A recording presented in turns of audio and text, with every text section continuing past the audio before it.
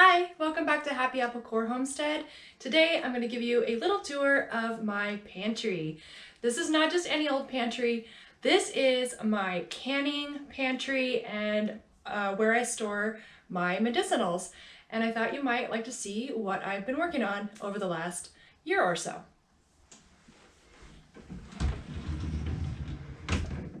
And here it is in all of its glory. I will give you a close-up view of what we have going on in here.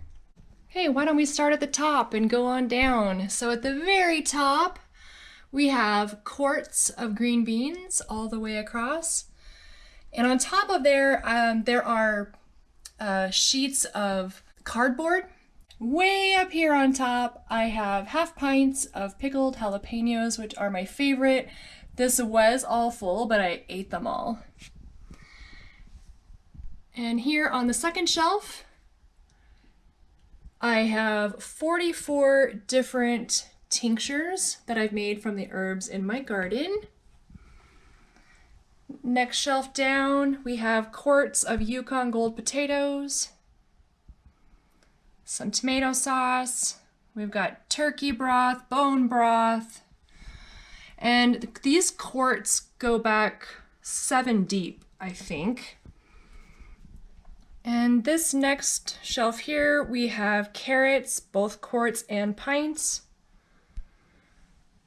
and some more tomato sauce, and applesauce back here. Next shelf down, we have some more tomato sauce, 3 rows in the back. It's kind of dark back there, but there's 3 rows. And more green beans. We eat a lot of green beans here. And below that, we have multiple different kinds of pickled beets. Next to that, we have applesauce and relish. And over here in the scary dark corner, we have jams and jellies back there. Down here we have a couple more jams and jellies, some more applesauce. I like to make them in, half pints because that's like a serving size for me. Behind there is sweet relish and dill relish. And this top shelf is all pickled peppers, different kinds of peppers. We have applesauce, some more relish, all different kinds and flavors of relish. And down on the very bottom shelf, we have the vanilla that I'm making. It takes a year for the vanilla to infuse. So this one was done in June, so it'll be ready this summer. And we've got some more potatoes back there, some more applesauce, and all of these are infused oils that I use to make my salves. And here we just have some extra dried herbs, typically ones that I use in my kitchen. A couple of interesting things to note. You may want to know how this was built. My husband built it for me, so I can only just give you a little bit of information. You can always ask me questions down in the comments and then I can ask him and we can figure it out for you. The shelves are made with 1/2-inch plywood and 2x2s and 4x4s. And they're all braced. So they're braced on every end and also here and here for these like shelves that go all the way out here. You'll notice that these are set back, these 2 up top, and that is so I could actually utilize the space all the way up to the ceiling if I wanted to.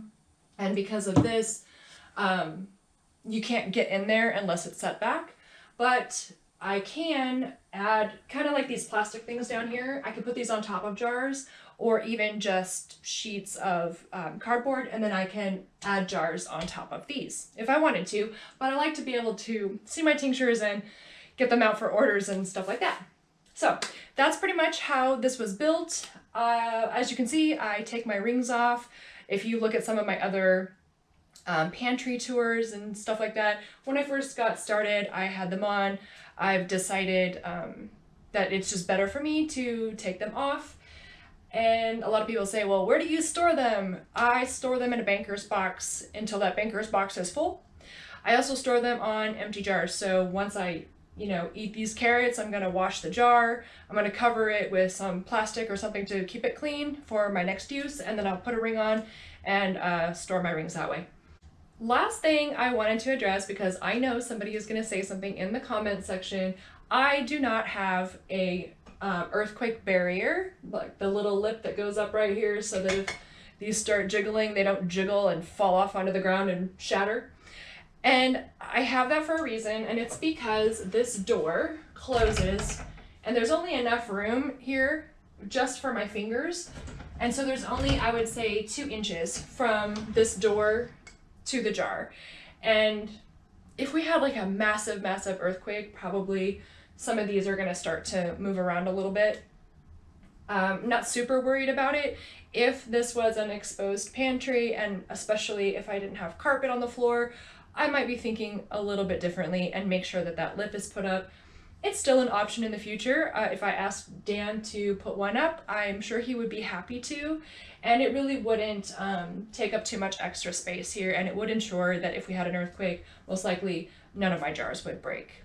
So that is it for today, you guys. Let me know what you think of my canning pantry. And tell me if you have a video of yours that I can go and check out, because I just love Cantry tours. What can I say? All right, you guys, I will see you next time. Bye.